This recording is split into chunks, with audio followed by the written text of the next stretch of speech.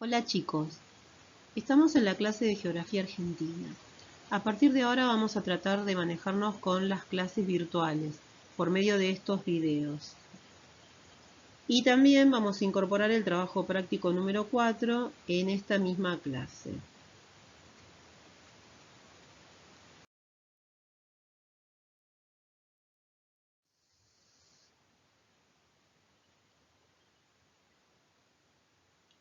Vamos a comenzar haciendo un repaso de los temas que estuvimos estudiando hasta ahora y que ustedes estuvieron leyendo y resolviendo en los trabajos prácticos.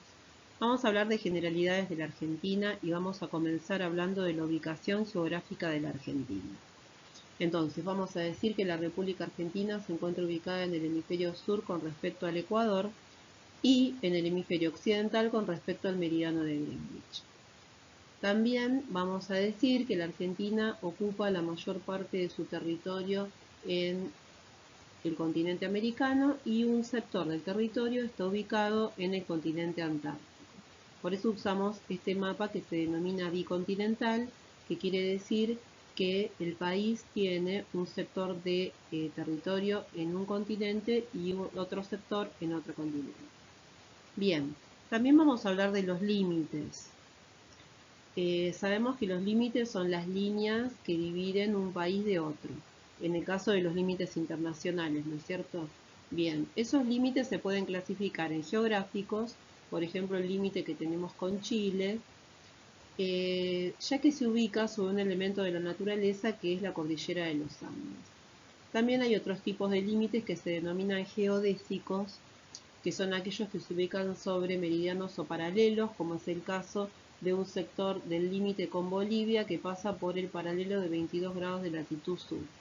Y tenemos otros tipos de límites que son los geométricos, que son aquellos límites que se establecieron mediante acuerdos entre los gobiernos de los países.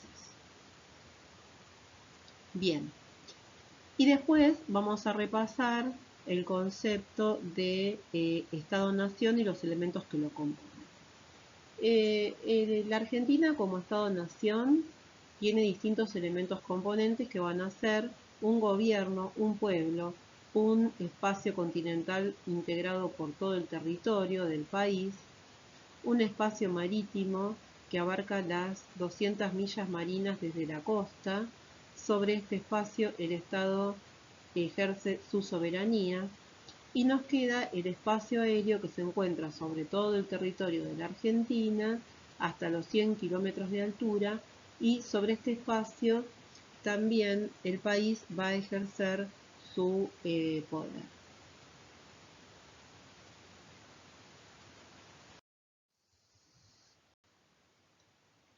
Vamos a incorporar ahora un concepto nuevo que va a ser el de la organización económica de la Argentina.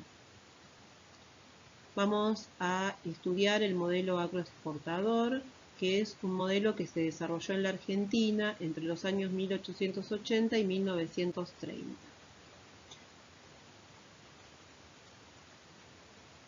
Este es un modelo en el cual nuestro país exportaba productos agrícolas y ganaderos a países centrales, como en ese momento eran los países de Europa, y al mismo tiempo se importaban productos elaborados. Vamos a aclarar que el término exportar significa vender al exterior, vender a otros países, y el término importar significa comprar a otros países. Bien, vamos a analizar el concepto de agroexportador. Agro significa que las principales actividades que se realizaban eran las ganaderas, la cría de ganado vacuno, sobre todo para la extracción de cueros y carne, y la actividad agrícola, el cultivo principalmente de cereales y sobre todo de trigo, que era el principal cultivo de esa época. Entonces, el concepto agroexportador quiere decir que nuestro país exportaba materias primas agrícolas y materias primas ganaderas. Y el circuito se completaba con la compra a los países centrales de los productos elaborados, o sea, los productos industrializados. ya que en ese momento la Argentina no contaba con industrias, debía comprar todos aquellos productos que tenían una elaboración, como por ejemplo las maquinarias, las herramientas,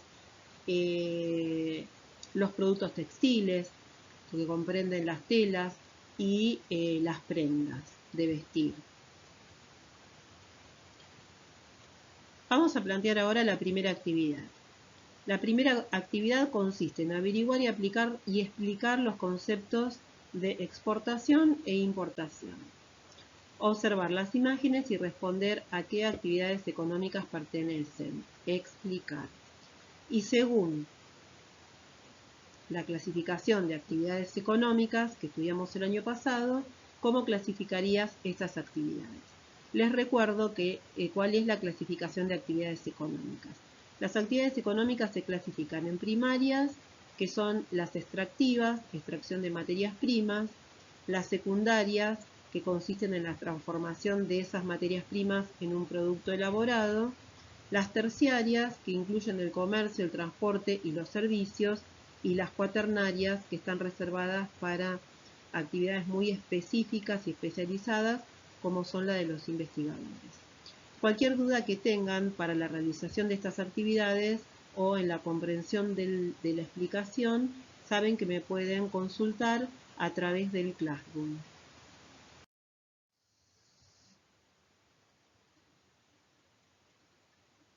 Bueno, continuamos con la explicación de este modelo agroexportador. Este modelo tuvo éxito debido a varios factores. Uno muy importante fueron las tierras obtenidas en las campañas al desierto, que fueron arrebatadas a los indígenas y que quedaron en manos de los terratenientes, quienes las utilizaron para la producción que vimos anteriormente, agrícola y ganadera.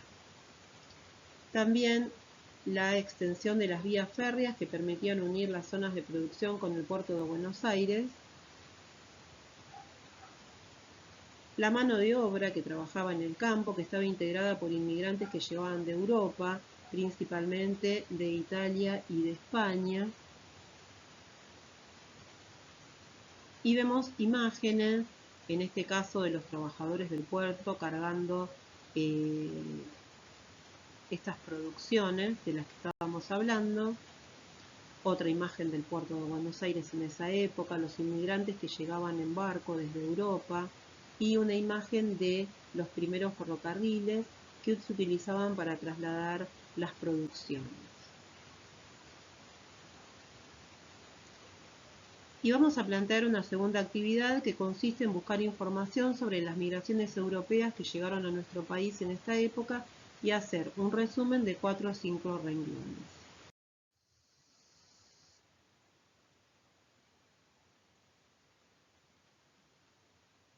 Ahora vamos a ver que luego del modelo agroexportador, en nuestro país se comenzó a aplicar otro modelo económico que se denomina de industrialización.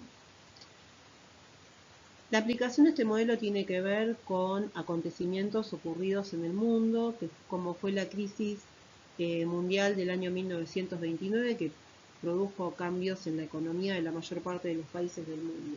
Los países centrales comienzan a disminuir la compra de materias primas y nuestro país se vio especialmente afectado por esta decisión, ya que disminuyeron considerablemente los ingresos de estas exportaciones. Entonces se decide fomentar la industria y el Estado va a comenzar a intervenir activamente en la economía mediante el sistema llamado Estado de Bienestar. Ahora estamos viendo un cuadro donde se explican las características básicas del estado de bienestar. Vamos a ver que habla del concepto de derechos. Esto hace referencia a que durante este modelo de bienestar se van a comenzar a tener en cuenta los derechos de los trabajadores. También se va a hacer hincapié en la educación. La educación hasta ese momento era un privilegio destinado solo a las clases altas y a partir de este momento se va a comenzar a tener en cuenta a toda la población para que todos puedan tener acceso a la educación. Entonces la educación comienza a ser obligatoria. También se va a tener en cuenta la salud, con la creación de hospitales para que toda la población pueda tener acceso a una atención gratuita. Con respecto al sistema de prestaciones, se comienzan a aplicar las pensiones y las jubilaciones. También se tienen en cuenta las prestaciones de las personas desempleadas. Y en cuanto a los servicios sociales, esto tiene que ver también con los derechos de los trabajadores para que puedan tener una obra social y el derecho de todas las personas que trabajan en relación de dependencia. Bueno, la actividad que planteamos en este caso va a ser transformar este cuadro en un texto explicativo. Y finalizamos esta clase.